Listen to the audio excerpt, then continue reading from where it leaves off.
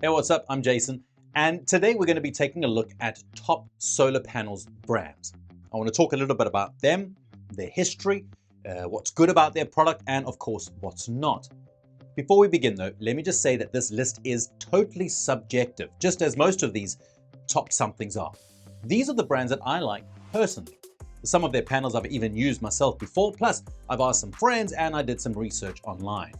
And just to be clear, this video is not sponsored content, and I am not affiliated with any of these brands. I also don't really want to put them in any order. Each one is strong in its own way, and each has some kind of weakness. I'll name some models that I'm particularly fond of, but we all have different needs, and thus we often need different panels, right? So let's just jump straight into it. The first brand that I want to bring up is Panasonic. I mean, what can I say? I love the classics. And I know that it's an old-fashioned choice, but it's also a solid one, and it's hard to argue with. Panasonic has been around forever, and everybody knows it. And even you, right now, might have had something from this company at home at least sometime in your life. In 2019, it was ranked 27th in Forbes' list of the world's top regarded companies. It was one of the pioneers in the solar market. In 2021, Panasonic announced that it would stop production of solar panels. Some assume that the company is going to leave the market completely. However, later, the managers cleared up the situation. Panasonic, it ain't going anywhere. Mukesh Seth says, "We made a strategic decision to focus on designing an ecosystem of residential energy products, including solar panels, instead of focusing exclusively on manufacturing. And further, the only difference is that we are now using an original equipment manufacturer to make products." So basically what he's saying is that Panasonic outsources solar panels production, and the new manufacturer has to follow the company's quality standards. So that's that. So let's talk about what's so good about the Panasonic panels and what perhaps is not. Well, the first obvious advantage is the name. I mean, it's Panasonic, and not just some company from the tail of the top 100 Chinese brands list. No, you can find it anywhere, and getting warranty support is not that hard. The quality of Panasonic panels has been amazing. The panels come with a 25-year warranty for product and performance, and that's basically as good as it gets. Panasonic panels age slower than most, and after 25 years, some Panasonic panels retain 90% of initial power output. Japanese engineers have also devised their own heterojunction technology, which makes their panels more resistant to high temperatures. So if you live in Arizona or Texas, it's a go-to choice. On to the disadvantages. First, there is another side to Panasonic being a big name. Japanese panels do cost a lot, and there are lots of cheaper panels out there. Some say that there is also a risk of forgery, though I haven't really come across any such cases in my experience.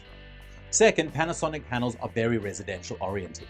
It really doesn't make sense to try to build a solar farm out of Panasonic panels. They aren't designed for it, and the company generally doesn't offer high output modules. The third is more of my personal concern than a real disadvantage yet, but the whole idea of outsourcing the panels production, well, that worries me. I mean, you know how it is. The company has someone else making all the work for them, and bam, the quality drops, even just slightly, because this is not the same team and not the same facility.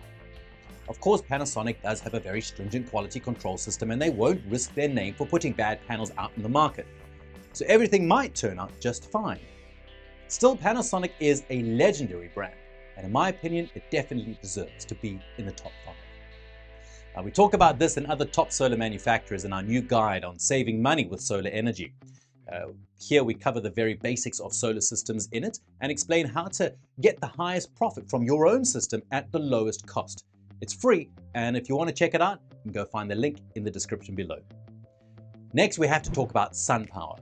SunPower is an American company which was founded by Richard Swanson, a Stanford University professor who taught electrical engineering. Today, SunPower technically is a provider, since it spinned off development and manufacturing of solar panels in 2020 by creating Maxeon Solar Technologies, but it doesn't really change a whole lot. So let's again start with the positives. SunPower is beloved by experts and the general public. If you look up any list of the best brands, SunPower is always up there because the quality is great and the customer support is there. Their panels are also among the most efficient on the market, which means that you get more power for less space. In fact, their Maxeon 3400 watt panel was the most efficient panel on the market in 2022, if I'm not mistaken. The warranties too are top-notch. SunPower offers a 25-year warranty for performance, labor, and parts. In some cases, it even covers the whole system and not just the panels. The only negative that I see is, well, the high price of SunPower panels. It is among the most expensive brands. Do keep in mind, though, that while the company is American, panels that it offers are manufactured in Vietnam. Not that there's anything wrong with that. Moving forward, here's number 3, Jinko Solar. It is the world's largest solar manufacturer from China. The cumulative power capacity of panels that Jinko Solar supplied in 2021 was over 25 gigawatts. If you could build a single system out of all those modules, it would generate more than enough energy for an entire Los Angeles. That's huge. So let's go and talk about the advantages of Jinko solar panels. Obviously, you can't lead on such a competitive market and make bad panels. Jinko solar modules are fairly cheap, as most Chinese panels are. Some of their models go over 22% efficiency. And Chinese engineers also bring lots of innovations to the table. For example, they came up with tiling ribbon technology, which shortens cell gaps. It increases the active surface of a panel and improves performance in low light conditions. The product line of Jinko Solar is very diverse. You can even find panels with N-type cells, which lose less output in the first year of operation. So with those positives, what are the negatives? Well, in America, Jinko solar panels can be hard to come by. In 2021, American Customs started blocking the import of Jinko solar products into the United States because of concerns about the use of forced Uyghur labor. And in spring 2022, Chinese panels were blocked on the border because the Commerce Department was investigating whether Chinese brands are avoiding US tariffs. Well, the situation got resolved, as far as I know, and it is all right now. Another thing that doesn't look too hot are product warranties. For most models, they last 12 to 15 years, which is fine, but not great. However, the latest panels now come with a solid 25-year product warranty. The next one on my list is Hanwha Qcells. Now that is definitely a company with a fun history. Originally, it was a German brand, and it did really well until the 2010s. But then things started going downhill and the company filed for bankruptcy. But then it was bought by the Korean Hanwha Group. Now their headquarters are in Seoul, their engineers are in Korea and Germany, and their factories are located in the USA, Malaysia, and China. All over the place. It's a brand with a good reputation, though, that consistently makes top 10 world largest solar manufacturers. Looking at the bright side of the Qcells panels, I would say that they are really up to date and they're very modern. Their signature technology is called Q.Ontum or Quantum. The engineers have managed to improve the shading tolerance of panels and their performance in low light conditions as well as the high temperatures. Panels for home systems are sturdy. They have additional protection from hot spots and micro cracks.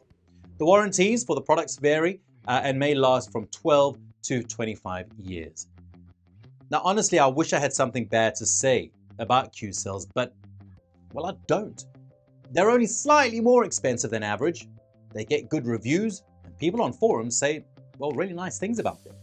I myself have a G6 Plus panel, and it is great. If you've had any iffy experiences with Qcells, please let me know in the comments. I honestly would love to know. The last brand I want to mention is Canadian Solar. Now, this company was founded by a physician, Dr. Sean Q, who is still the CEO of the company to this day. It's another brand from the world's top 5 largest solar manufacturers, and it's only a semi-Canadian brand. The production facilities are located in, take a guess, China, yeah, as well as in Canada too. So why did I decide to include Canadian Solar in this rating? Well, let's look at the product. Canadian solar panels generally get good reviews from customers and critics. I skimmed through a couple forum pages, but overall, people seemed really satisfied with the panels from this brand. One thing that almost everyone highlights is how well panels perform in bad weather. It's always been a strong side of Canadian solar panels. Good production, even in low light conditions. Panels, they aren't too expensive or cheap. They're like a compromise between Chinese and American panels. I was also very pleased with how diverse the product line is. They've got panels for home systems, commercial ones, bifacial modules, And I think that Canadian Solar is one of the few top brands that still offers polycrystalline panels, which are cheaper than standard monocrystalline ones. Some panels go over 22% efficiency, which is a sign of a modern product. The only thing that doesn't look too good, in my opinion, is the brand's reputation. You see, in 2021, the Globe and Mail accused the company of having an operating solar farm in Xinjiang, China, near the Uyghur internment camp. Besides, journalists claimed that Canadian Solar cooperated with a polysilicon manufacturer that was accused of forced labor. The company, of course, denies the accusations, and the story might affect the relationship between the company and the Canadian government.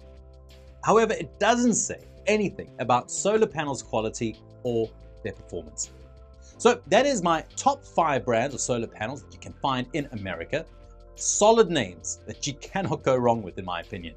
So tell us what you think about them in the comments. I'm always interested in hearing a second opinion. If you like the video, please go check out our socials. We've got loads of good articles about solar and green energy there. All the links are in the description. And please don't forget about our free guide as well. It can really make going solar easier for you. And that's all for this one, and we'll see you next time. Thanks. Bye-bye.